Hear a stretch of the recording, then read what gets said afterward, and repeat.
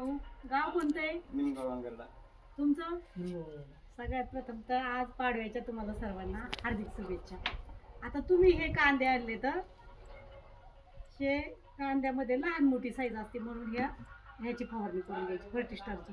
ह्याने काय होतं, तुमच्या ह्या कांद्याच्या माना जे छोटे कांदे येतात त्यांच्या माना चांगल्या येतात, ह्या पातीचे जे लेअर आहे ही जाड होते म्हणजे ह्याची साईज आणि कांदा पण चांगला होतो.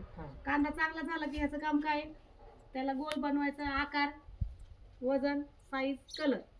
ओके, याची फवारणी करून घ्यायची. फवारणी करताना दक्षता घ्यायची, रान ओलं पाहिजे किंवा फवारणी केल्यानंतर आपण पाणी सोडून द्यायचं. ओके, कसं सोडताना सारे मोजून, कॉक सिस्टम नाही आहे ना, सारे मोजून. पाऊण एकराचे 2 तुकडे आहेत ना, एका तुकड्याला 2.5 लिटर, दुसऱ्या तुकड्याला 2.5 लिटर. ओके, सारे मोजायचे आपले, जेवढे सारे तेवढं लिटर पाणी घ्यायचं, 2.5 लिटर कमी घ्यायचं का आता औषध.